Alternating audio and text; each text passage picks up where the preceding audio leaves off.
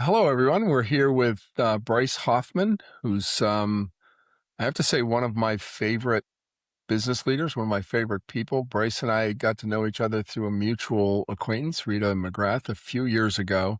But I knew Bryce before Bryce knew me. Bryce wrote one of the books that I think is one of the best leadership books ever written. And we'll talk about that a little bit later, but it was American Icon, which is the story of Alan Mulally and the turnaround of Ford and saving Ford Motors. And I'm an Audible guy, so I actually don't even have a hard copy, but I've listened to that book, Bryce, I want to say a dozen times. Um, Wow. I've I'll get you a hard recommended it copy next to, time we have lunch. yeah. So I do have to next time I see you, I'm going to bring one for you to say something nice about me. And I recommend it to everyone I work with, everyone that I coach. While I think the book is remarkable, I think your story's even as remarkable, maybe more remarkable. This journey Wow. from this kid in California who studied philosophy. What what in the heck is that? That's what my And father said. yeah, it's like you probably said something like my mom said, "Could you get a real job?" Just to reporter to business strategist and leader, just a fascinating journey. So, welcome to the pod. We do have some other guests here you may see in the background. Betty, who's the white English setter you'll see running around here, and Junior's the water dog. So the whole family's here doing the podcast with you. So It's great to be welcome. here with you all, Ron. Always Yeah, a pleasure. yeah. So I really enjoyed getting to know Bryce over the last several years, and we've had a lot of conversations about kind of what's going on in the world, and I do want to get there, but I want to start with a little bit of your backstory. Um, so we've actually never talked much about like where did Bryce come from, and how did he get here, That's, and what's that's what's probably he a want good to do when good he thing. grows Yeah. up, Yeah. So I'm still working on that last question. yeah. So I know you grew up in California. Tell me a little bit about So that journey and how'd you end up at was the and you went to the University of San Francisco, right? San Francisco State. San Yeah. Francisco State. Yeah. Yeah. And Yeah. so tell me how you ended up there and Huh. studying philosophy and anthropology, and then we'll go into kind of writing and how that led to some of the stuff that you're doing now. Wow. How did I end up there? So the short answer is that I pissed off my high school guidance counselor. It sounds like me. So I was I went to a small high school in rural Northern California. I grew up about 3 hours north of San Francisco, and the vice principal and guidance counselor was kind of all powerful. And initially, when I moved there from the Bay Area in my freshman year, and originally he really liked me, but I ended up getting mentored by a very famous writer who he hated with a burning passion for a number of reasons, and basically got jealous of my you know, eschewing his tutelage for this guy's tutelage. And Wow. so I'd been accepted to Reed College in Oregon, which is where I had wanted to go my whole Yeah. life. It's where Steve Jobs went. Yep. And not my whole life, but it's where I'd wanted to go for a number of years. And been accepted to Reed. And a few months before graduation, as a final, blow, he called Reed, lied to them, and told them I was failing all my classes, Oh, and wow. that I was a complete screw up, and that they'd be making a big mistake if they let me into the school. And so, Reed didn't totally accept his version of events, but they said, "Look, we don't know, we will take you at your word that he's making this up, but we can't accept you till we see your grades to know. So why don't you go somewhere else for a semester, and then when your grades, make sure you have somewhere else to go, and then after we get your grades, assuming that he's making this up, we will reinstate your acceptance." And so I was left scrambling, and the only thing that I could do that I still had time to was apply to a state school. Right. and I applied to San Francisco State and got in there. And yeah, as you said, I went in as a philosophy major, which was bad enough for my dad. And then during orientation, I discovered anthropology, and so I decided to do a double major in philosophy and anthropology, which was even worse for my father. As he said, could you find two less lucrative careers to pursue? To which Yeah. I basically said, hold my beer, because what I really majored in was campus revolution. I became a student leader, and after 3 years got expelled for leading insurrections on campus. Yeah. So So Paul, that's that's that's my backstory. Churchill said famously that any man who isn't a liberal in his youth has no heart, and any man who isn't conservative when he gets to middle age has no brain. And I kind of followed that path inadvertently. yeah, I mean, so this is this like your first encounter with real evil? Or, I mean, how did how did that scar you for life? It took, honestly, it was I was very bitter about it for a few years. And As well you should be. fortunately, karma is a bitch. He, Yeah. came out that he was, accused of molesting a number of the female students on campus. And, No. many years later, I got a call from a district attorney asking if I'd be willing to testify him against him in a criminal case. And I uh, was looking forward to that, but unfortunately, there was a plea deal reached or something like Oh, that. I'm not. how unfortunate, because you did have the Yeah, opportunity. Yeah, yeah. it's just crazy when you think about, you know, people in power and how they use the power. I get this. I guess it's the story of like maybe our whole conversation, right? It's like, how does power evolve and such, And people with a little power is the Yeah. thing. I'll tell you something interesting, Juan. So fast forward, a number of years later, I'm a cub reporter covering California politics, and a very seasoned, kind of legendary old reporter told me something that really stuck with me. He told me over coffee one day. He said, "You know what the most corrupt government agencies in California are?" And I said, "Well, I assume the state legislature, because that's the biggest opportunity right there." Right. Right. That's where all the money is. Yeah. He said, "No," he said, "the most corrupt government agencies in California are rural water boards."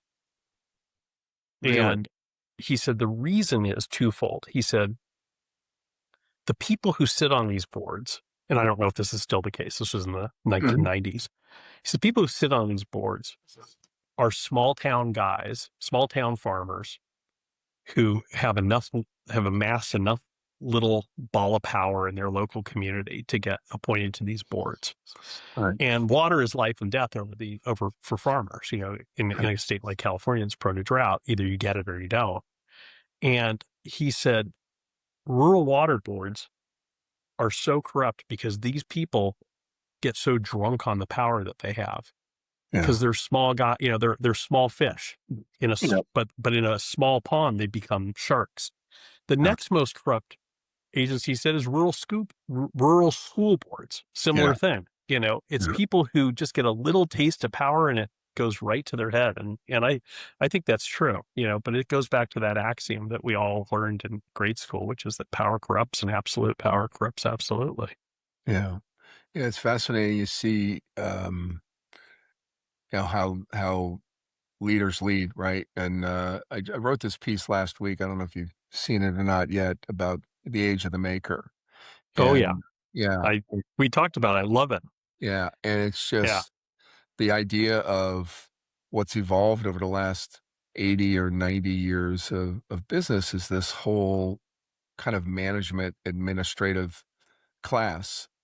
And I know my experience uh, kind of growing up on a farm, kind of rural, probably like you did a lot, growing up on a farm, and seeing people that like did things, and the tech bros today call it doing the thing. Yeah. They're talking about work, right? Yeah. So doing the thing and then ending up in very large corporations where, you all of a sudden this middle that doesn't actually do anything becomes really Right. powerful. In large corporations, that looks like a lot of times, at least when I was going through it, it was, the finance department and the HR department, and it was the department of departments. The And bureaucracy. yeah, the bureaucracy that has a little bit of power. That person in HR that says, well, you really got to do this, fill out this form before you can hire that director who's actually going to manage $100 million project. But Have if you you don't filled fill out that TPS form yet, Ron? yeah, I did. No, I was, as you well know, my administrative skills are not the best. So you get this experience as a what would you call yourself? You would be like a civic activist, like I was all in. yeah, This was the late '80s, early '90s. I was a hardcore Marxist in those days. yeah, So I was a bit more than a civic activist. I was kind of like a hardcore campus revolutionary who thought, that the salvation of the world was one big demonstration away. yeah. I So learned otherwise. yeah, so when that didn't work out, journalism called. Yeah, well, what happened was I mentioned this mentor I had who was a writer. He was a very famous yeah, progressive education writer. He's now written almost 50 books on education. Yeah, Um, and he was, among other things, the education writer for The Nation magazine, which was the kind of biggest left-leaning magazine in the country at the time. And he yeah, basically sat me down and said, "Look, you've now crossed the line from because I was at the time facing 30 years in prison for leading demonstrations and taking over the U.S. Armed Forces recruiting station in San Francisco during the first Gulf War and stuff like that." well, you could have And ended up with your guidance counselor, sharing a cell or something. exactly. And so he was like, "You've now crossed the line from youthful idealism to borderline ruining the rest of your life. So we need to get you out of Dodge." And so he got me an internship at the Nation magazine so that I could leave San Francisco, um, and let my lawyers try to sort out the mess that I'd created. Right. And they got me reinstated in at university, but in the interim, I fell in love with journalism, and I'd taken a job at the local newspaper in the town I grew up in, and I just was having such a good time that it was hard to imagine just going back and sitting in a classroom for 8 hours a day. Yeah. And so I just kind of fell into journalism. I never took a journalism class until I'd been a reporter for many years, and um, it was a great career for 20 years. I Yeah. really enjoyed it. Yeah. So you started in literally your hometown paper? Yep. Well, I Yeah. started. I mean, so I went to New York. I got a 6-month internship at the Nation. I became the research assistant to Alexander Coburn, who was like the most famous Marxist columnist in the U.S. and U.K. at the time. And and everyone was acting under the assumption this was something Bryce was doing until he could win his legal fights and get back to finishing his degree. But when I decided this was what I really wanted to do, I talked to the editor of the Nation, legendary guy named Victor Navasky, and said, I didn't expect this. I really actually want to do this for a living.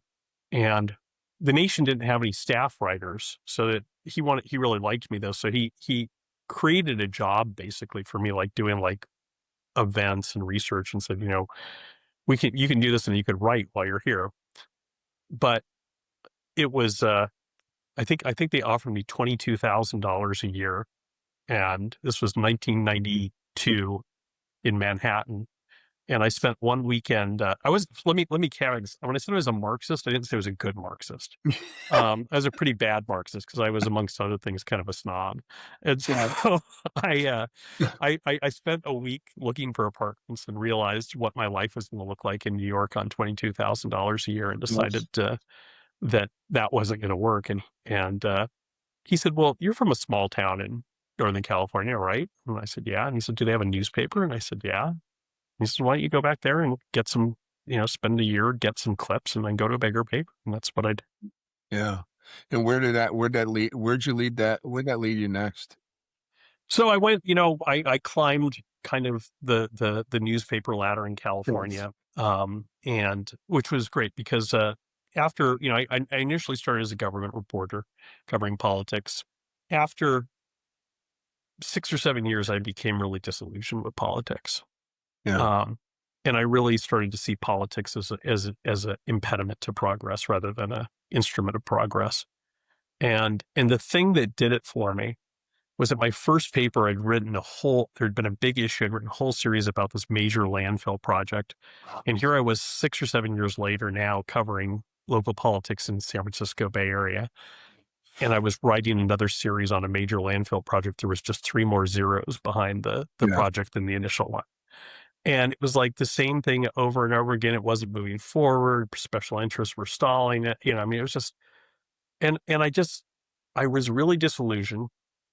And I had a friend who was vice president of IT for Wells Fargo Bank, and I had noticed this was like 1990, early 1998, late 1997, Yeah. I guess 1998. Every time we'd hang out, his wife and my wife and I, he just looked more and more tired Yeah. and haggard. And I was like, I finally said to him one night, I said, "Are you okay? Like, you guys like having a rocky spell in your marriage or something?" He said, "No, no, it's nothing like that." He says, "It's work." And I said, "What's going on?" And he said, "Oh," he says, "You have no idea. People don't know. It's like Armageddon." And he started to tell me about the Y2K problem, Well, yeah, which yeah. hadn't like been reached like the public Yep. conscience yet. And and he was telling me how he was, his team was working, 7 days a week, and they were, had two more years left to fix this, and he had to rewrite every piece of code that was running the bank and all this stuff like this. And I could smell a good news story when I saw it, and so I ended Yeah. up writing one of the first big series on Y2K. Um, When won a was ton. this? I don't remember when it came out. I think it came out in like the end of '98 or mid Um, '98 or something like that. yeah. Um, and he won a ton of awards. So I had a lot of currency Uh-huh. with the newspaper chain I was working with, which was all the papers in the East Bay, the Oakland Tribune, and a bunch of other papers. And they basically asked me, "What do you want?" Well, a funny thing happened to me, Ron, when I was working on this. Part of it was I went and spent a lot of time with all the tech companies in Silicon Valley to figure out how Well, serious the problem was and stuff. And I'd been interviewing Andy Grove at Intel, oh, wow. and I was riding down the elevator and with the head of PR for Intel, and he said, "Why have I never heard of you?" And I said, "Oh, I'm not normally a tech reporter. Right. I cover government." He's like, "Why would you do that?"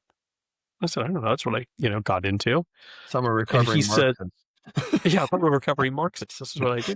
He said, that it seems like such a waste of your talents. He said, you have like a unique ability, which is to, because he'd been following my work on this. He said, Right. you can talk tech and translate it into human speak.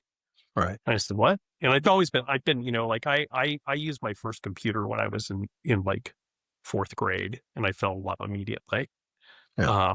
And I'd been a techie the whole time, and I just thought it was kind of a nerdy pastime. But he said, this is a saleable skill right now, to be able to understand complex technology and communicate it to a general audience. He said, you're wasting your time as a government reporter. So that's kind of stuck with me. At the same time, right about the time I started winning all these awards, I took a class at the journalism school at Berkeley, led by the business editor of the San Jose Mercury News, which was the flagship paper of Silicon Right. Valley in those Yep. days, as you know. Yep. And he opened the class by saying, business reporters are going to be the war correspondents of the 21st century. And I could still, like, that statement, like, sent chills down my spine. And he went on to say that what's shaping the world now is business, not politics, Hmm. and technology is driven by business. And he basically concluded his lecture by saying, if you want a front row seat to what's going to transform the world in the next century, you need to be a business reporter, not a government reporter, Yeah. not a political reporter.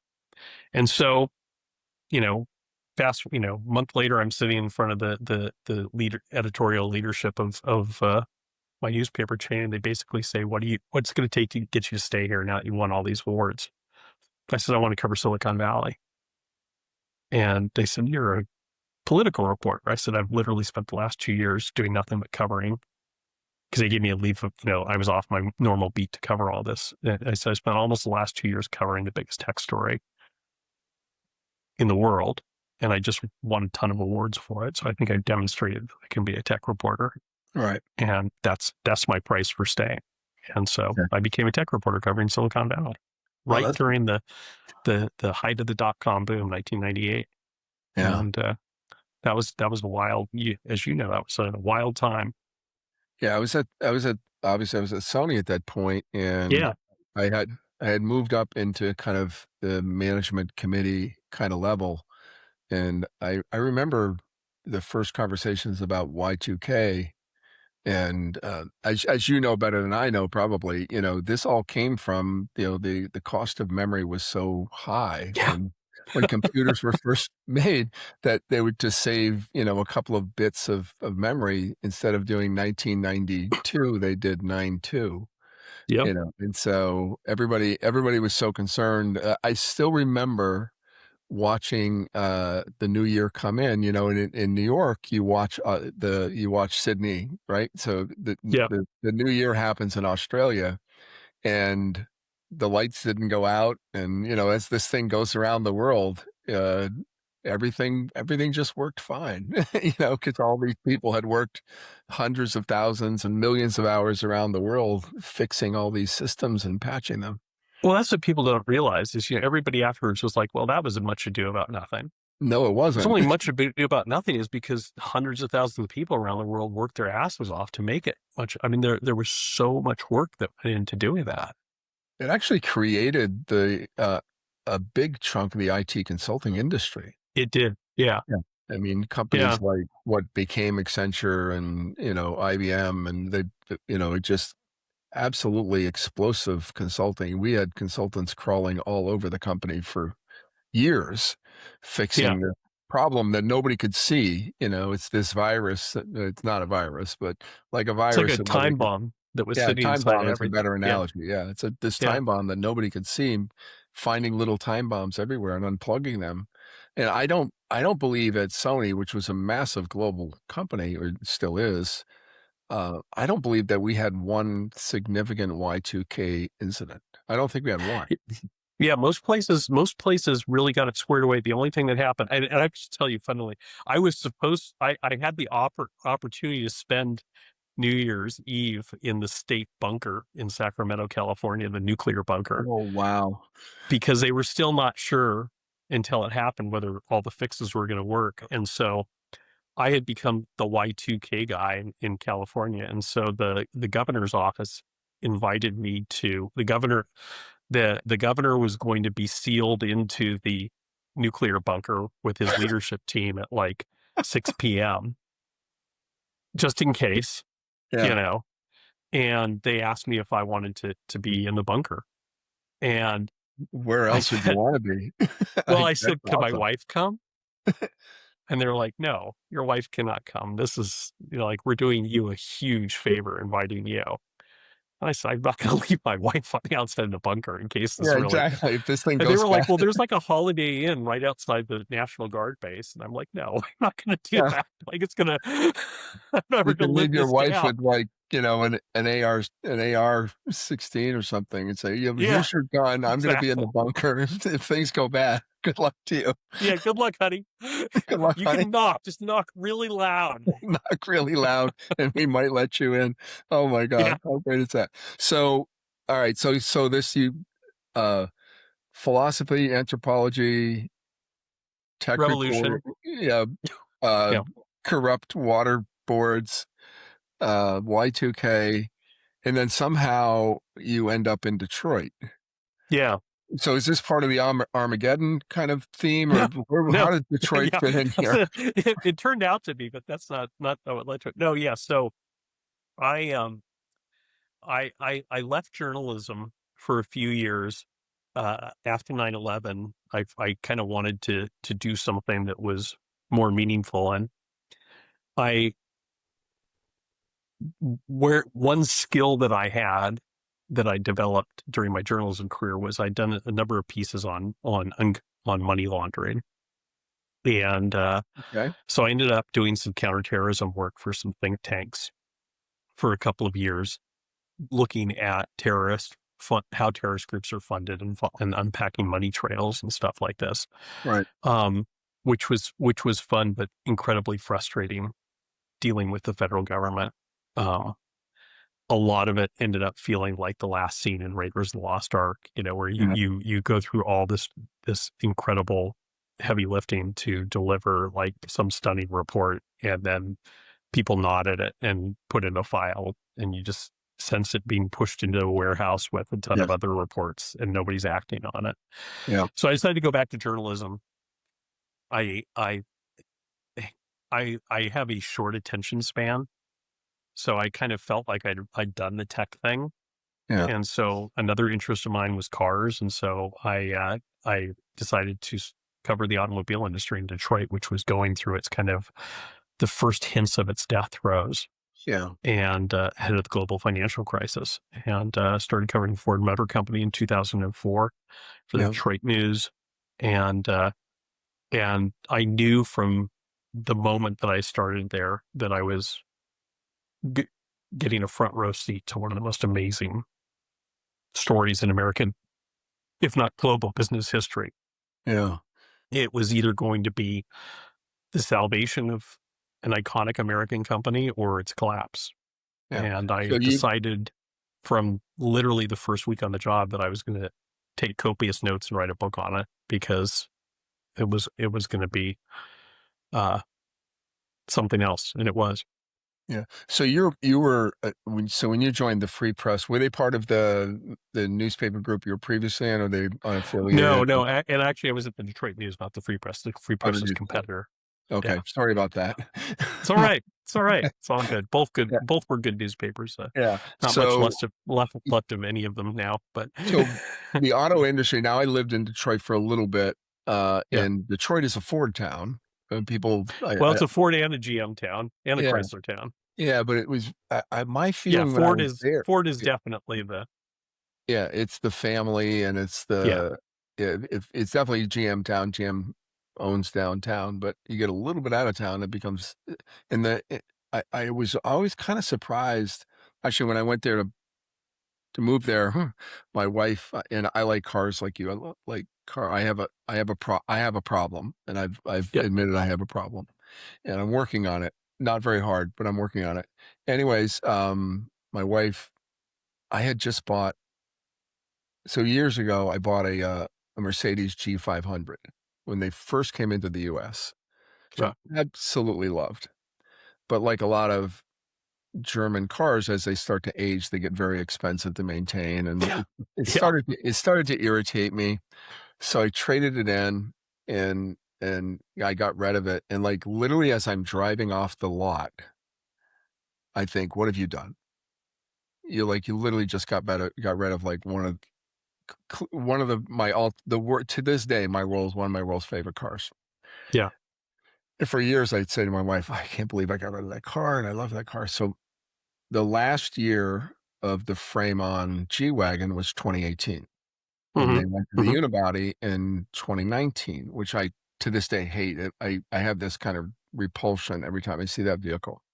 And Yeah, don't come to where my primary residence, as you know now, is Muscat, Oman, and the G wagon is kind of like the standard it's the standard automobile here. housewife vehicle. Yeah. Yeah, a standard housewife vehicle here. Yeah, Yeah. So the 2018 was the last year of the frame on. And so I said, I'm getting a 2018 because this is going to be yeah, the car. But yeah. the mistake I made is I bought the AMG, the 63, which is, Oh, that wasn't a mistake. yeah, but it's overpowered, really out of Yeah, balance, actually. yeah, The 500 I, had the right power to weight ratio and yeah. all of this stuff. Anyhow, so I just bought that car.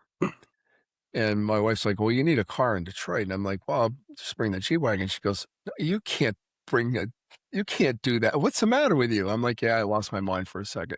So I get there and I start talking to people and they go, well, you have to buy a Ford. I Yeah. say, okay, I have to buy a Ford. It's like, yeah, this is a Ford town. So So what'd you here's get? the amazing thing. So I go to buy, I bought a Ford Explorer Platinum, which are really fabulous. My son still You drives didn't it. get a Shelby? No, fabulous car. But Yeah. I call around. I go, hey, I need one of those special codes.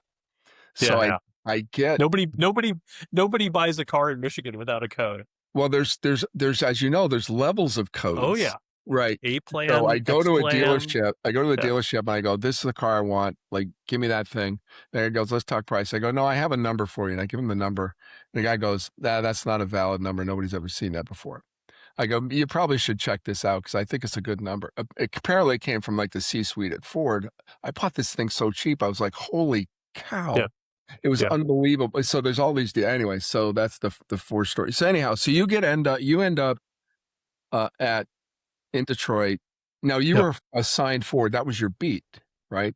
So yeah, when I was hired by the Detroit News, my boss, the business owner at the time, Mark Truby, who's now EVP of communications for Ford, How convenient. uh, he gave me the choice of covering Is that like Ford leaving or the General Pentagon and Motors. going to Boeing? Is that Exactly. Yeah. yeah, yeah. He gave me the choice of covering either Ford or Boeing, and I still remember. So he walked me out to my car. He said, "Look, we got to go through the whole vetting things, but I want to hire you. So let's not waste time. What do you want? What do you want to cover, Ford or GM?" And I said, "I don't know." And he'd been the Ford reporter before he became the editor. I said, "What do you recommend?" He said, "Well, GM is bigger, but Ford leaks like a sieve." I said, "I will take Ford." I'm a reporter. Give me the sieve. Yeah, yeah, Interesting. So, and then, so when did, so the real story here, I'll give my version of it and you'll give the correct version is, Ford had been, Ford basically invented the mass market mass manufacturing automobile yep, industry in America, Henry Ford and the whole lineage. And we've all seen different pieces of mythology about Ford over the years, but this was 2004. yeah. The auto industry, the Beginning American of auto industry, 2005. Yeah, yeah, yeah, auto industry is in flux, let's say the least. Um, yeah. and Bill Ford, as I recall from your book, realized that he wasn't the guy that could take Ford where it really needed to go, and they started to look for a savior. And was Yeah. that was right at the time you joined? You showed up when the recruiting of Alan Mulally started, I or was here over a year before. okay, So I started covering the company at the end of 2004, beginning of 2005, and I didn't know it at the time, but Ford was. I mean, I knew it was in trouble, but nobody outside the upper echelons of the company knew how much trouble the company was in. yeah, And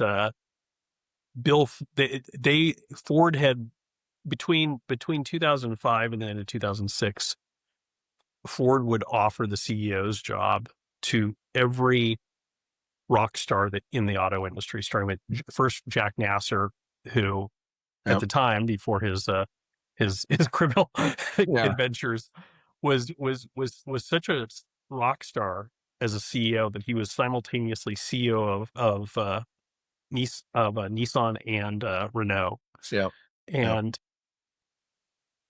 they offered it to Dieter Zetsche, who was the CEO of Daimler Chrysler, yeah, yeah, um, and they offered it to I can't remember his name, the CEO of Volkswagen. yeah. They basically anybody, and they all turned him down because everybody the revealed wisdom in the automobile industry globally was that Ford had passed the point of no return and couldn't be saved. Right. And in fact, this didn't come out until I wrote my book in years later in 2012. Ford had already started drawing up bankruptcy filing. Mhm. And at that moment, they decided that they needed to look outside the auto industry. And in the biggest rock star CEO, not to the general public, because the general public didn't really know about Alan, but in business circles at the time was Alan Mulally, because he had saved Boeing after 9/11. And for those who don't know, what happened to Boeing after 9/11 was within 72 hours, they lost their order book. Yeah. Every one of the world's airlines either canceled their orders for new planes or put them on hold. And you had one of the largest companies in the world basically go from, billions of dollars in revenue to almost nothing overnight. Right. And yet Alan, who was president of Boeing's commercial aviation division, used that as an opportunity to restructure Boeing. And within 2 years, Boeing was making more money than ever. Stock price had come back. He was being heralded as one of the greatest turnaround leaders in history. And so that's who Ford reached out to. And he got a call from Bill Ford basically saying, "Hey, can you save my company?" And Yeah. he did. And so, but Alan was also the father of the 777, as I Yep. recall, Yeah. right? One of the things he Um, was most proud of. so a great engineer, uh, Yeah. and there's this famous scene in your book where he shows up and the old guard starts to challenge his credentials to understand the complexity of a Ford Yeah. car. Day one. Yeah. So so you have all the backstory. We don't have any of the backstory. So the book's only this thick, but I'm sure there's this Yeah.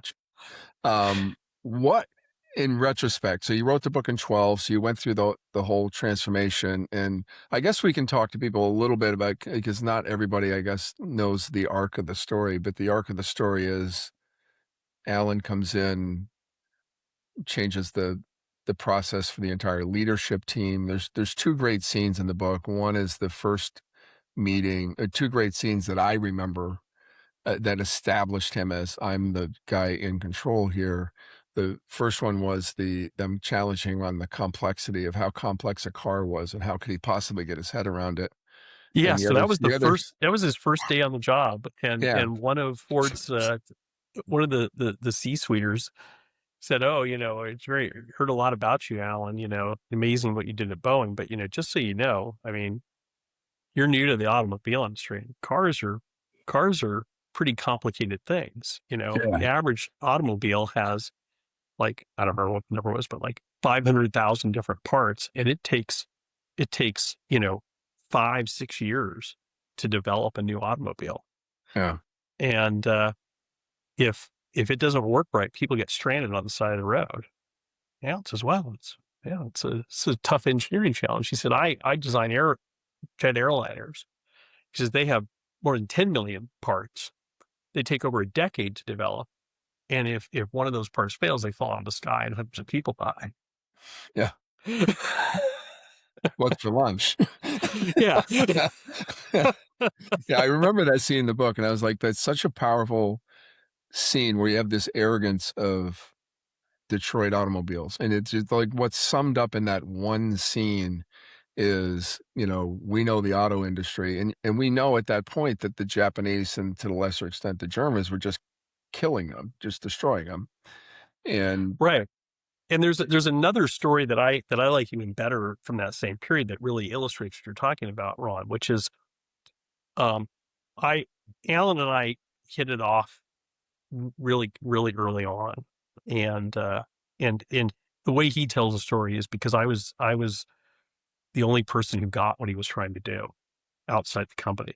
Um, Famously, like Fortune magazine had a front page story after he'd been there a few weeks, mocking him, saying, "Al, Ford's big yeah, idea, a better meeting." And yeah, I had written the story about his BPR meetings and how this was a yeah, really novel approach to leadership and management. And so he called me and he said, "You're the only one who gets what I'm trying to do here." And so we became friends, and we started to develop a strong relationship. And so and we were frank with each other. And I told him early on, you'd only been there a few months. I said, they're laughing at you across the city. At General Motors, at Chrysler, I met with all their executives. I said, everybody's laughing at you. He said, why are they laughing at me? He said, because they think you have no idea how things work in Detroit. Yeah. And now you're running, the most legendary company of all. Yeah. And I just never forget this, Ron. Alan kind of sat back and he smiled and he said, well, they're right. Yeah. I don't know how things work in Detroit, but I know they're not working. Yeah. And that's all I need to know. Yeah. And his point was, he didn't say it in a nasty way, but what was underpinning that was saying, look, these people are yucking it up because they're so arrogant, thinking I don't know anything about the automobile industry. Yep. I know everything I need to know by reading their balance sheets, by reading their stock reports. Yeah. All three of these companies are going out of business. Yeah. It's not going well. And yeah, that degree of arrogance it was everywhere. And frankly, I think there's still a bunch of that in Detroit today. I mean, I go back there once in a while. I still have some relationships there. I'll be there in a couple of weeks. And it's still very much of, we're, we know what we're doing and we make great cars and we've been doing this 100 years kind of thing. And you think about, I want to get to the BPR meeting, by the way. Yeah. And but you think about what's happening with Chinese automobiles and this with BYD and we were just talking about that. Yeah. Yeah. These the only, I believe the only thing protecting them today is the administration not letting BYD kind of come into this country, because it would look like Toyota in the 70s on steroids. I mean, just, here in the Gulf, the Chinese are just taking over autos. You just see more every day. And it's not because they're cheap, it's because they're better. Yeah. Yeah. I when I'm in New Zealand, I've been in the BYD vehicles and they're remarkable. They're remarkably good. So I want to go to the BPR meeting. The other scene that I really love in that is early on in the meeting, he did two things. One, he said, you've got to come and you have to talk about your business, not your chief of staff or your underlings. I think he at one point banned them or told them they could come, but they weren't allowed to speak. That is the underlings. And there's a famous scene where one of his guys and one of the international guys said, well, hey, listen, this meeting's on whatever Thursday and it's really inconvenient for me. And his response was, I understand if you're busy, but you can't be on the leadership team if you can't come to the meeting. So, we'll just figure out what you do next, I guess. That was the president of Ford Asia Pacific. And he was the one person who just refused to give Alan a chance, and just kind of out of the chute, tried to say, "Hey, this is all a bunch of happy hoo-ha. I'm not, get out of my way and let me run my division." Yeah, and Alan would have none of it. He told each of his direct reports that we're going to go first all hands meeting for the leadership team. We're going to go through every part of the company, and each of you are going to present yourself. I don't want your chief of staffs or assistants or anyone answering questions. It's going to be all of us on the leadership team. And this guy, Mark Schultz, showed up, and they took the briefing on Ford of America, they took the briefing on Ford of Europe, and came time for Asia Pacific. And Alan said, "Mark, what do you got for us?" And he kind of snapped his fingers and motioned for one of his subordinates to come up, and walked up with like 7 big black binders and set them down. Alan said, "Mark, I didn't ask him what's going on in Asia. I asked you what's going on in Asia." He said, "Yeah, well, he's got all the latest." He says, "Yeah." He said, "But you're the president of Asia Pacific. Mm-hmm. So I know you know better than anyone what's going on in Asia Pacific, right? Because that's why you get paid the big bucks." Right. And if you don't have that information ready today, I'm sure you're going to have it next week. Right? Yeah. And that was kind of Alan's leadership. He wouldn't yell at people. He wouldn't, fire people. He'd just say, like, I know you're going to have it next week. The Iron Fist and the Velvet Glove, and it went downhill from there. Like you said, Mark was, went to Bill Ford. He was good friends with Bill Ford and said, look, this guy's a joke. He just wants to have meetings. He expects me to show up at these meetings, even though I'm based in Shanghai. And he told Alan, he said, look, we're the time Ford had tried to resist the Chinese Communist Party. It valiantly, I might say. They had refused to move their headquarters to China. Their headquarters for Asia Pacific were in Thailand.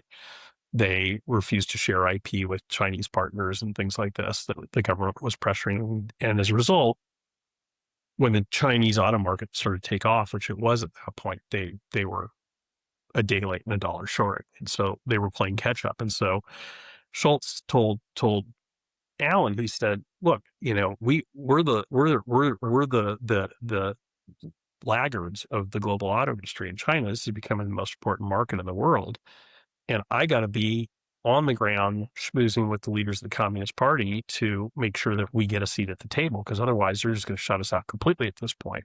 And Alan's response was, well, you're also on the global leadership team of Ford Motor Company, and you have no bigger and more important job than running Ford Motor Company with me as a member of that team. Do you? Yeah. And, ultimately when he refused to do it, Alan said, great, that's fine. You don't want to come to these meetings? You don't have to. He literally said this. He said, doesn't mean your mama doesn't love you. Doesn't mean you're a bad person. Yeah. But it does mean you can't be part of the Ford leadership team. So we'll find another role for you in the company. Yeah. And he quit. Yeah. And that's an amazing thing, because the first time I had a sit-down interview with Alan, he came down to the Detroit News and met with myself and the editorial team. And the first question we asked him was, Alan, when are the heads going to start rolling?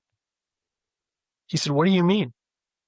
We said, I mean, presumably you have a team of executives from Boeing in Seattle that you're going to bring in, and you're going to clean house and replace these jokers who've been running this company into the ground with people who know how to run a global corporation.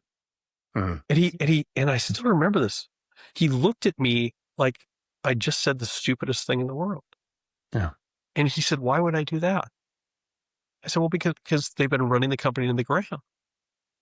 He said, guys who work for me in Seattle don't know how to save Ford Motor Company. People at Ford know how to save Ford Motor Company. Yeah. He said, my job as CEO, my job as the senior leader is to help them do that. And some of them may self-select off the team, but I'm not going to fire anybody. What I'm going to do is I'm going to set the expectations of what it means to be part of the senior leadership team. And if some of them want to self-select off, that will, we'll wish them well, but I'm not firing anybody. And I remember saying to him, I said, Alan, stock options included, all these guys are making millions of dollars a year. No one's going to self-select off of this team. And he said, well, we'll see. And sure enough, I mean, he didn't fire Mark Schultz. Mark Schultz got up and left. Yeah. Yeah. Well, I mean, back to this notion of the age of the maker, right?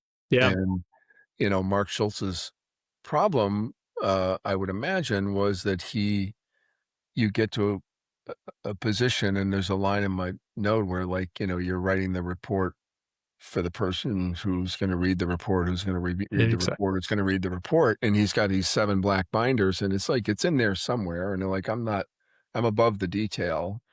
Yeah. And, the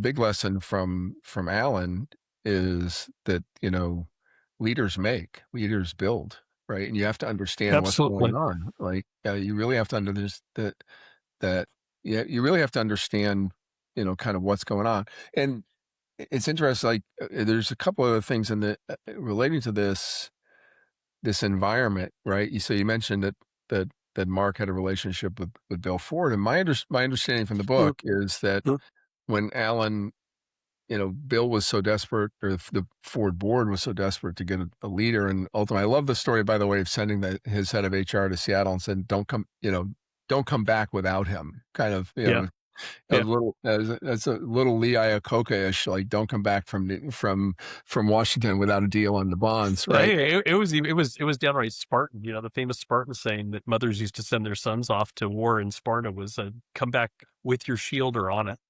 Yeah, exactly. But Alan's position was, they said, you can be chairman, you can be whatever, and he was like, no, Bill's got to stay because somebody's got to Yeah. manage the family. Yep. And I'm curious when you were initially, talking to Alan, what was his perspective about the family dynamic and the political dynamic? Because you also had his biggest competitor, who eventually became CEO, Mhm. in the room as well at this time. And there's the story about his kind of failed project and finally raising his hand saying, "I need help." And bringing all these people along. He's a scientist, but that was art, right? Yeah, well, I mean, I think Alan was so thankful to the family, the Ford family, for giving him the runway to try to save Ford Motor Company. Yeah. And that's the difference. That one thing that I became a big believer in during my time covering Ford and my time writing this book was the value of family control. We had an era at the beginning of the 20th century where everything was family controlled. Most of the iconic corporations were run by individuals and then by their families. There's a problem with that. As you get over time, you get less people who are less hungry than their Yeah. founders, less makers and more consumers. Right. And that's certainly a risk. But there's also a risk in the public markets.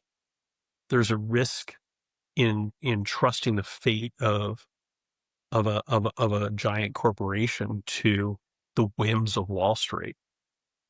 And one of the things that allowed Ford to not go bankrupt and not take a government bailout like the rest of the U.S. automakers was the Ford family's willingness to stake Allen, to stay the course, to give him time to try and make this work, even as the global auto industry was collapsing around him, because they believed in him and they believed that if anyone could do this, he could. He did.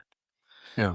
And you were, I mean, Sony, you know, even the Japanese companies are interesting because like Toyota and Sony, the families may not control them on paper anymore, but because of Japanese business culture, Japanese culture being what they are, the families still have a tremendous amount of say, Huge. Yeah. and that plays a similar role. So the Toyota family doesn't have controlling; they don't control more than 50% of the stock in Toyota, but they still guide Toyota, and people respect that. And Toyota's become one of the greatest companies in history because the family's able to take a long view of things rather than having to respond to every quarterly earnings call prompt, and hit some targets set by guys on Wall Street. Yeah. And I think there's real value in that. And so I think Alan appreciated that. Alan had tremendous respect for the Ford family and saw the value that they brought in terms of having a long view of the company, and in terms of, Ford had a better relationship with the United Auto Workers Union than the other companies because of the Ford family, because there was a certain paternal Yeah. relationship that existed there and had for a long time. You know, uh, I think that was really important. It was a really important part of the equation. Yeah. And I experienced that at Sony with the Morita family. Yeah, And I worked directly for Masao, who was the son of, amazing. yeah. And I worked directly for him for a couple of years. And he was an interesting character, as you might expect. Hmm. And at no point when I was at Sony were they ever the majority shareholders, Yeah, but they absolute control, and there was that respect for the tradition. And when Mr. Morita, before he passed, obviously spoke, I mean, the world listened and right. the company listened. And after his passing, when Mrs. Morita spoke, the world listened, right? And it's really an interesting dynamic. And you see that recently was reading a little bit about the founding of Google and this supermajority stock that Mm-hmm. Google founders have, and the Larry and control. Sergey.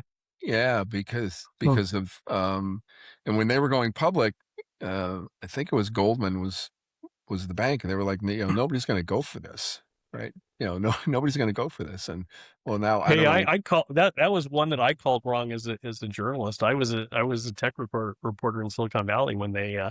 launched Google, and I interviewed them at. I remember I interviewed them at I don't know if it was at Stanford or Cal. I think it was at Cal.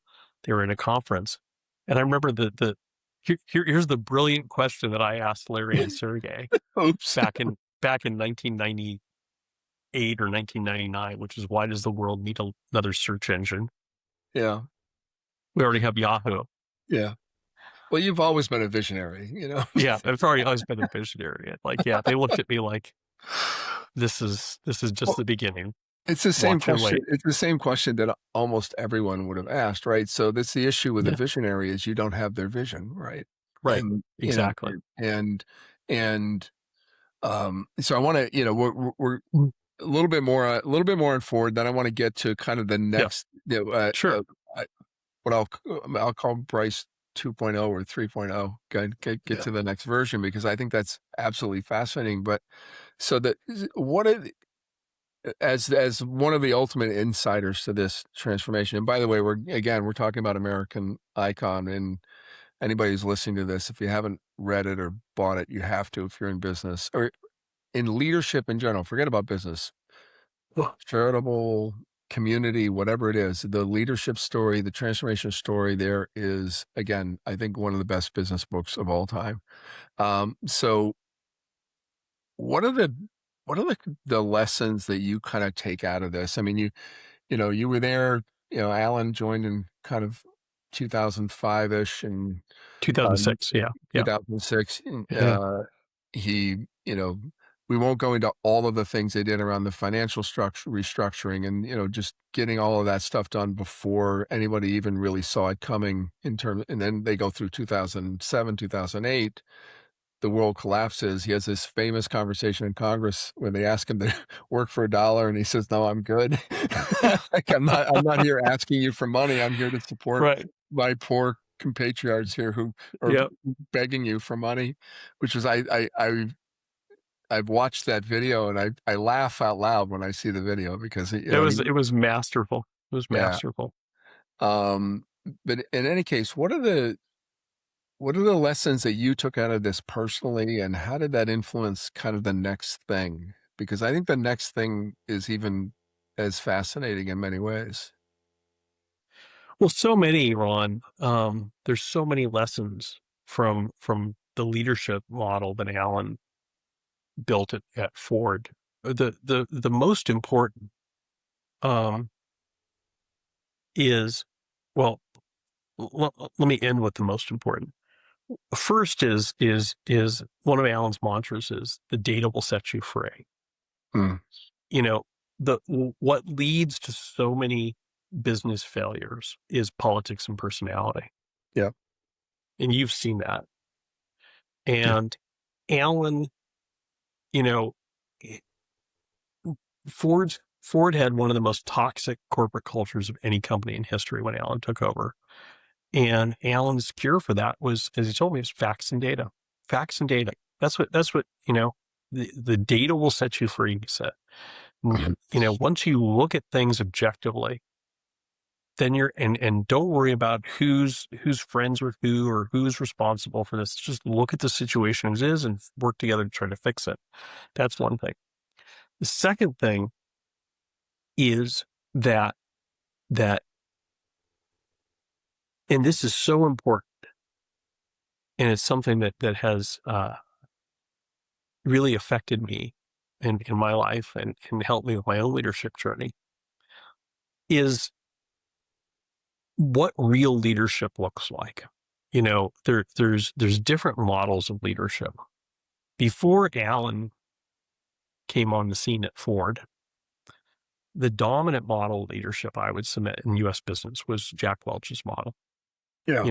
You got the cowboy who's got all the answers, who comes in, using Jack Welch quotes here, shoots from the hip, blows things up, Probably the bottom and 10% every year, all of that. yeah, exactly. And that's one model of leadership. The model that Alan brought was something completely different. Alan was a coach, not a king. He viewed his job as not being the guy with the answers, but the guy with the questions. And he viewed his job as clearing a path for the people in the company who knew what needed to be done to do what needed to be done. Yeah. So if you look at all of the things, all the levers that were pulled that saved Ford Motor Company, they were all things that other people thought of. The other, I just give one example. During Alan's tenure, one of the most important things Ford did was commonize global product development the way that Toyota did. Yeah. Instead of having, I think they had like 27 different car platforms when he It's a took over. great section of the book where you talk about that. Yeah, and commonizing that down to 6 or 7 platforms, which was a big part of Toyota's secret sauce. Well, one of Ford's senior engineers had been pushing for that for 2 or 3 years before Alan came in. Mm-hmm. And he used the Ford Focus, which was at the time was one of Ford's best cars, as a model for proving what they could do if they did this. But when I asked him, I said, what would happen? His name was Derek Kuzak, amazing engineer. I asked Derek, I said, well, what would have happened if Alan hadn't come?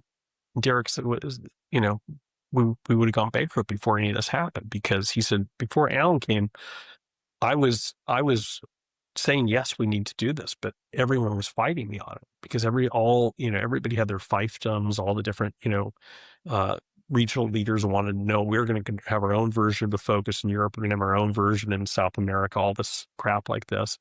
And he said, it took someone like Alan coming in and saying, right, Derek's idea makes sense, objective.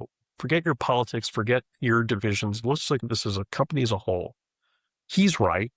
We need to commonize product development. It's what our biggest competitor and most successful competitor in the world does. He's got a plan to do it. Let's everybody get out of Derek's way and let him do it, and give him the support that he needs to do it. And so that's a very different model of leadership, right? Mm-hmm. Yeah. And it's an incredibly powerful model.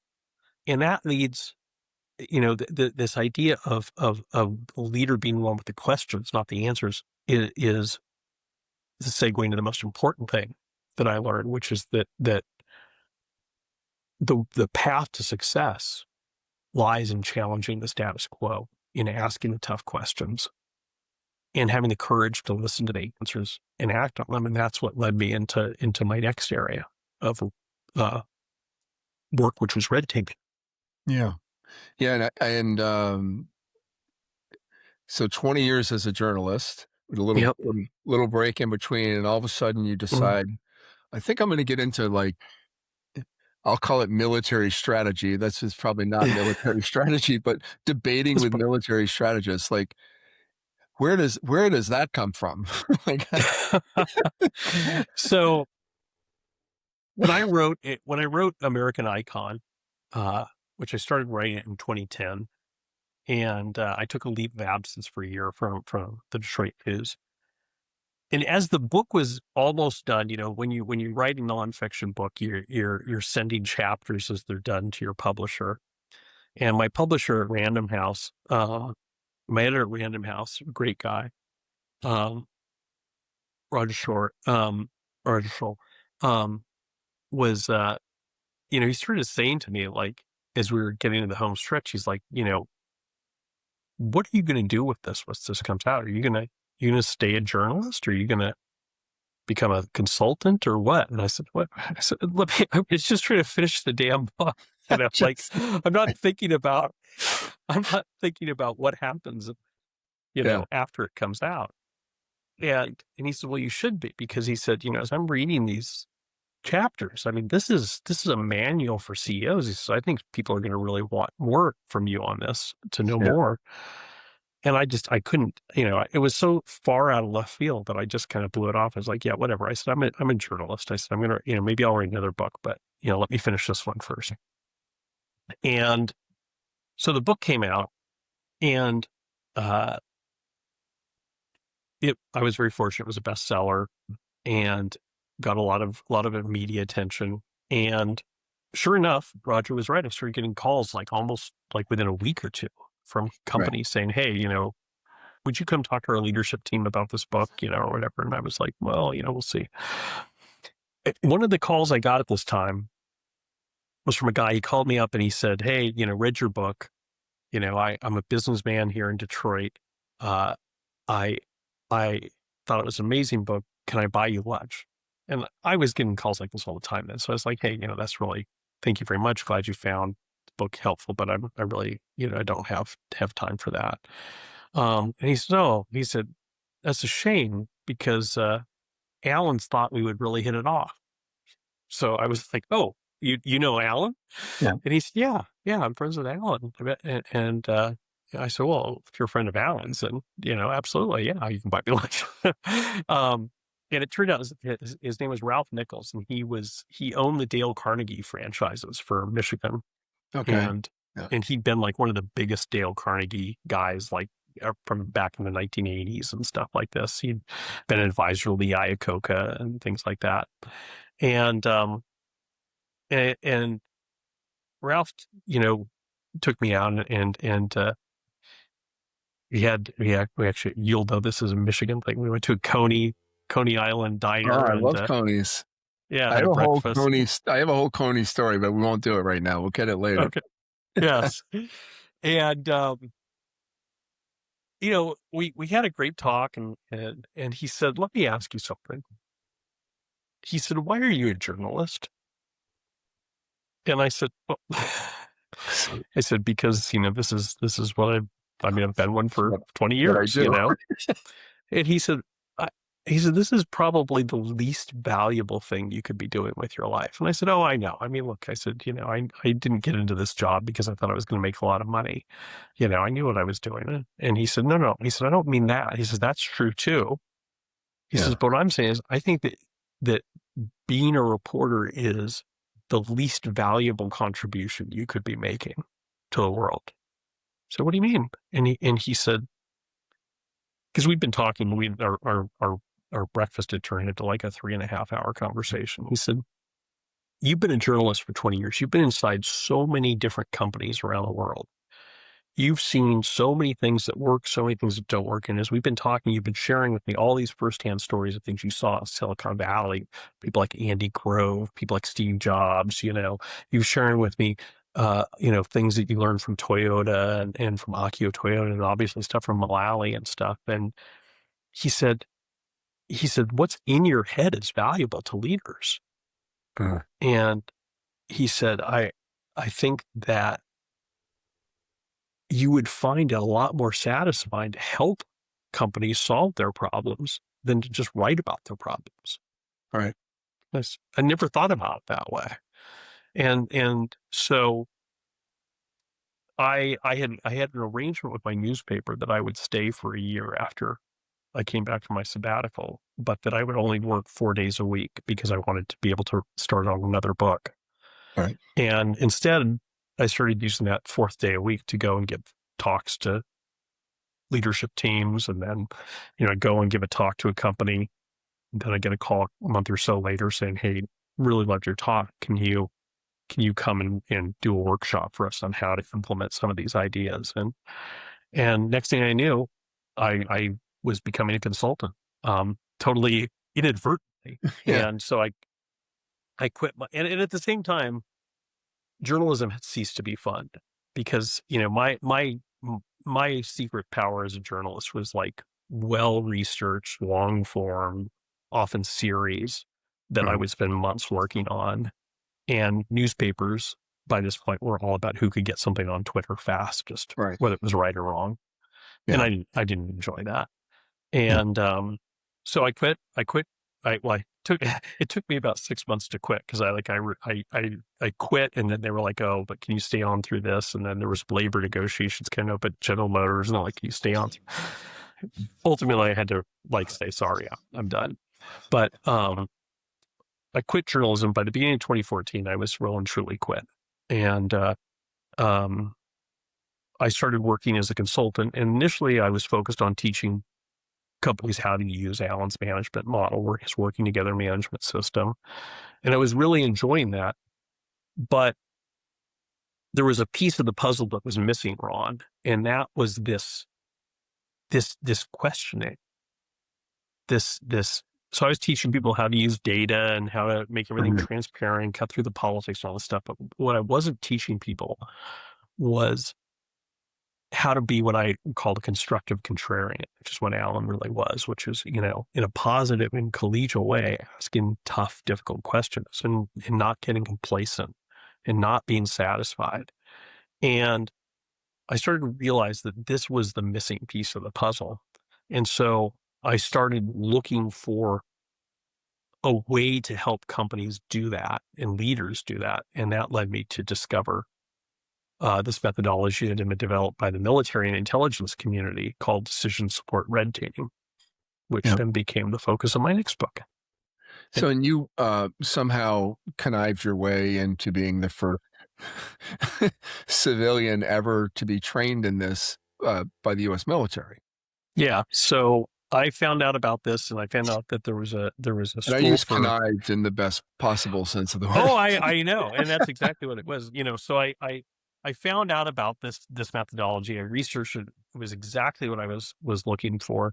I found out that there was a school for military officers at the Command and General Staff College in Fort Leavenworth that taught officers this methodology, and that they had a intensive, months long course for leaders called the Red Team Leader Course. And so I called up the Pentagon and I said, "Hey, you guys have this program at Fort Leavenworth. I'd like to audit the course."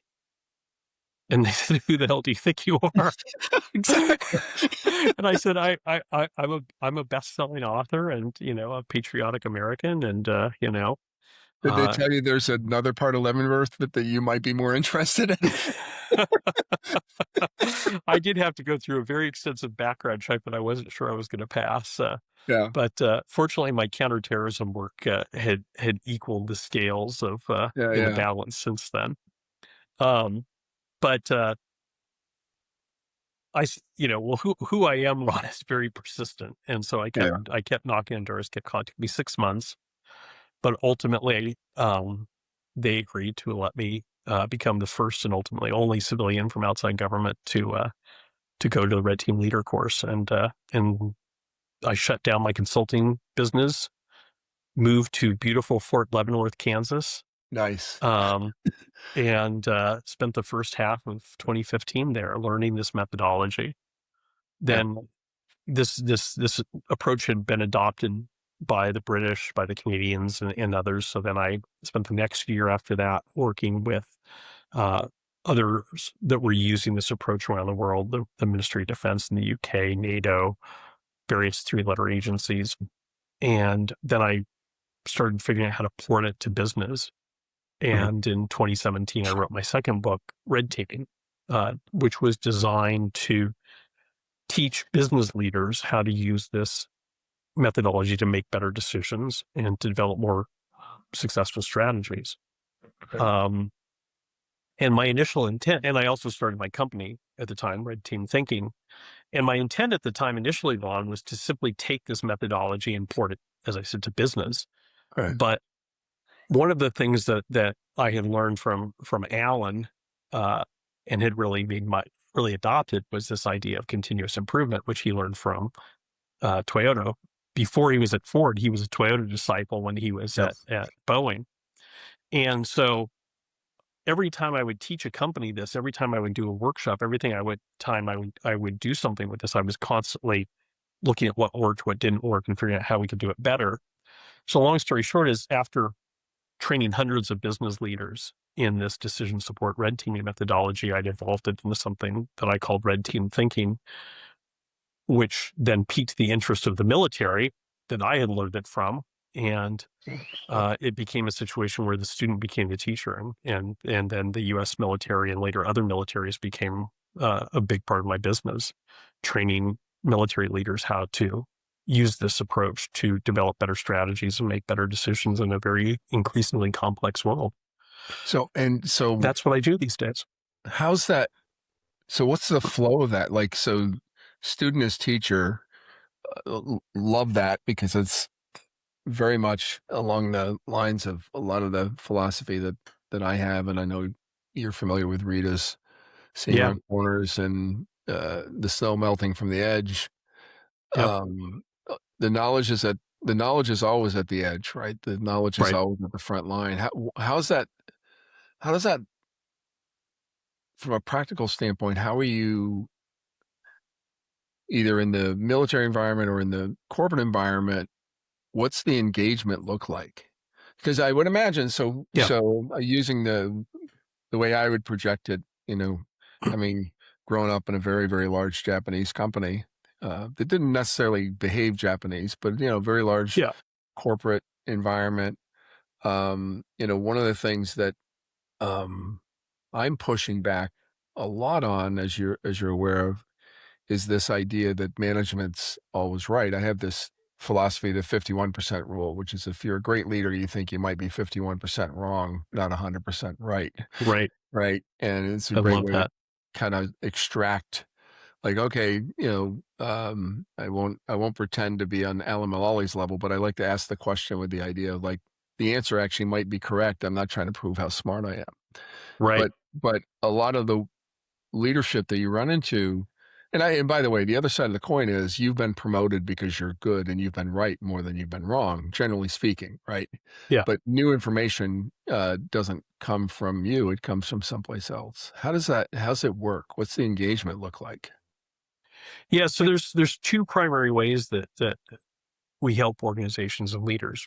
Most of what we do is we train leadership teams and leaders to use this methodology to make better decisions. So we're not consultants.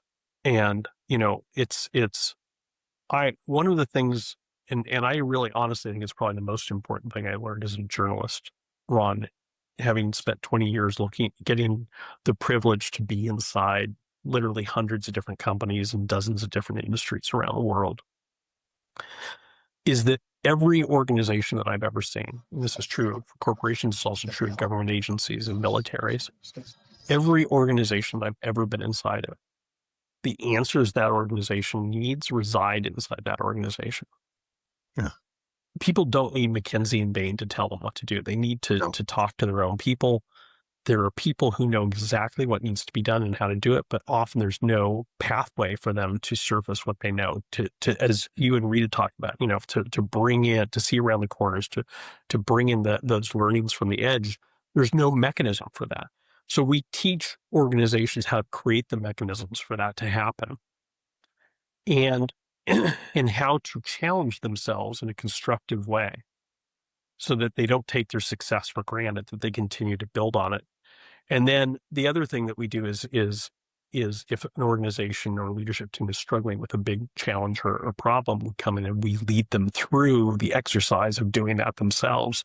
We don't do the analysis, we lead them through the analysis. And this is so important because, I had the privilege when I was writing Red Teaming of working with so many amazing people, and probably the biggest amongst them was Dr. Daniel Kahneman, the Nobel Prize winning Mm. economist. And when I first pitched this idea to Daniel Kahneman over breakfast next to NYU, and by the way, if you ever want to start your day in a way that ensures you feel dumb for the next 24 hours, is start with breakfast with a Nobel laureate. I think I'd feel dumb for the rest of my life, but um, Forgetting is a powerful thing. yeah, Uh, I'm a huge Kahneman fan. Absolutely yeah, huge. Kahneman is probably the most brilliant person I ever met. And I explained my methodology, my red team thinking idea to Kahneman. And I said, do you think this will work? Because a lot of what red team is about countering cognitive biases and countering groupthink and things like this that he talks about. And he said, yeah, I mean, objectively, it sounds like the tools that you're outlining would have real value. He says, but at the end of the day, you're going to have the same problem that every consultant has, which is that when you show people where the problems are and you show people what the solutions are, and they don't like it, they're just going to ignore you. Yeah. And I said, but that's not going to happen, Dr. Kahneman. And he looked at me, Yeah. I'll never forget this. He looked at me and he said, what do you mean that's not going to happen? He said, it happens to me every single day, and I have a Nobel Prize. You Yeah. don't have a Nobel Yeah. Prize. It's like, who are you? and I said, no, it's not going to happen because that's not what we do. And I literally had been, ironically, I'd been working the day before with a client which was actually the Dale Carnegie organization, but the CEO who they brought in a new Yeah. CEO to turn around the company. I've been leading them through a red teaming of their turnaround plan. And I walked him, I spent the next 20 minutes walking him through it saying, so, they surfaced this major issue with the turnaround plan. And when they did, I stopped everything. I said, your chief marketing officer just raised this huge, potentially fatal flaw with this plan. Does everybody, does anybody disagree with that? Anybody want to challenge that? And they were the leadership team, the CEO, were like, no, she's right on. She's 100% correct. I said, okay, well, we'll note that. And remember, when I leave and you're now trying to figure out how to deal with this, remember that Bryce didn't tell you this. Yeah. She told you this. And you all agreed with her. So if you agree with her, you now have to do something. You have a fiduciary responsibility to do something about this. And they did. They addressed it. And so I explained this to him, and he said, yeah, that could work. Which, if you know Daniel Kahneman, that was like That's a effusive massive, praise. I don't know him, but that's a massive compliment. He That was might work. the most pessimistic person I've ever met. There's a great. He did an amazing interview with Charlie Rose on PBS before Charlie Rose was discredited. And it's this whole thing of, they spent an hour or 90 minutes talking about cognitive bias and the ways that our brains trick us and all this stuff. And at the end of the interview, this Charlie Rose is now kind of looking despondent and like, looks like he might be looking for the X-Acto knife. Yeah. Says, Dr. Kahneman, is there any hope for humanity? And without even pausing, Kahneman says, no, I don't think so.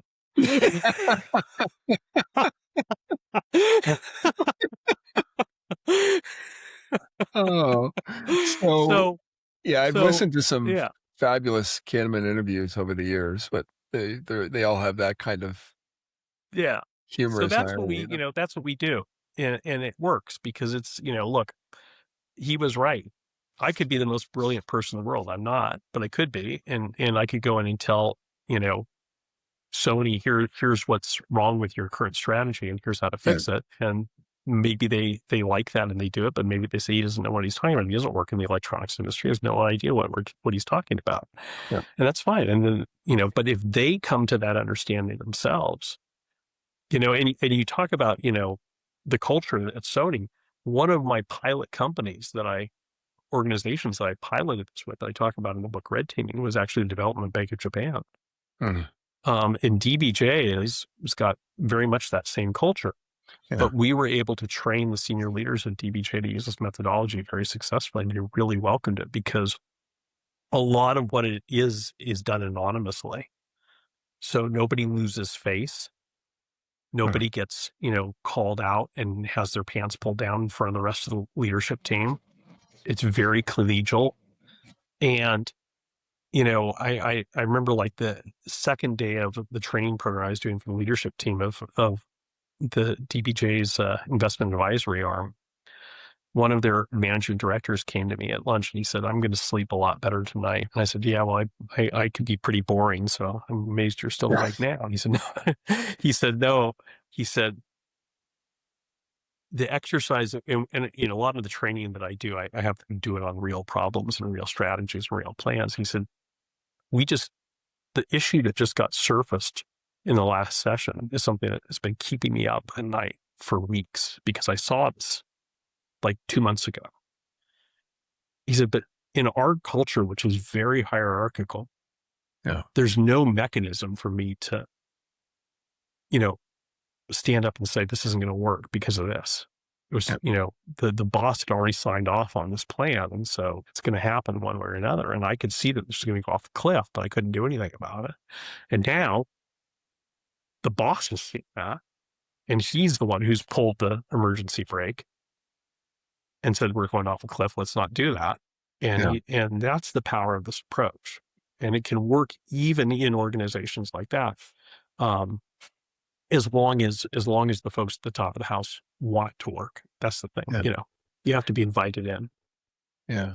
It's a great combination of a lot of the stuff that Alan has done, the BPR, the naive question, the Yeah. oh yeah, I'm sorry that doesn't work for you, but you can't be on the team. We wish you the best, and your journalistic background. It kind of brings all of this into a place where you can have a conversation that's, fact based, you I would know. even go so far, and I didn't realize this until I was actually doing a podcast a few months ago. Maybe it was like 6 months ago with an amazing podcaster, Topaz Azides, who's an Emmy Award winning podcaster. He's the one who showed me that not only is it bringing both those things, it actually goes back to my misspent youth as a Marxist revolutionary too. Because what I was trying to do there, even though I was doing it the wrong way, I was trying to, I saw legitimate things that I thought were problems. I was trying to get people to look at, challenge them. And Right. it's true. This is the common thread that kind of weaves my life together, is this idea that we can't just take things as they are. We have to try to make them better. And the way to do that is to challenge things. But what I learned as I got older is that you don't challenge things by, storming the university president's office, with the, uh, mobs and, Yeah. refusing to leave until your demands are met. You challenge them by asking tough questions, uncomfortable questions sometimes, but constructive questions, and then having the courage to answer those questions, and then the courage to act on those answers. Yeah. So you you've the center of your world has moved to someplace warm. Yes, very warm right now. Yeah. Yeah, So it's so yeah, you're in Oman now, and yeah. tell me how that happened. Like, how do you end up in the middle of a desert? From Marxist in San Francisco to Detroit. Now you're in the middle of a desert. Um, and I think this is, so you and I have talked a lot about kind of the future of leadership, kind of Yeah, what's going on in the globe, the acceleration of technology, um, artificial intelligence, and how it's going to potentially change, every aspect of kind of how we're all doing business and all living our lives. definitely. And your center of gravity is kind of moved over the last several years to, I guess, more geographically convenient space for you. Like, Yeah. how's all this kind of come together? Like, how do you end up in Oman? And Well, where is that? Like, so Oman is we're the other side of the Strait of Hormuz, yeah, from Iran. just below it. Yeah, and it's the Persian Gulf, but we are famously the Switzerland of the Middle East. Hmm. So we've largely been exempted from the recent conflict, though our leaders are doing their best to try to resolve it. Because that's what Oman does, is it views itself as a peacemaker in the world, and as a trusted party that can solve international disputes rather than precipitate them or participate in them. Uh, and it's interesting that the phrase that you used is really important, Ron, which is center of gravity shifting. Hmm. I'll go back to when I was still covering Ford as a journalist back in about 2010. Something that really struck me. I did a story. It was one of the last stories I wrote about Ford before I started writing the book. Ford had had a team of quants that was working for it, and it was led by a Chinese nuclear weapons scientist, actually, and Hmm.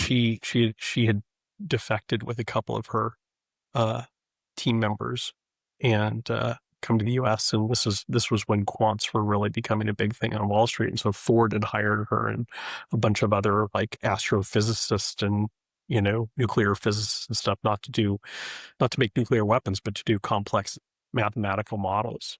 Uh-huh.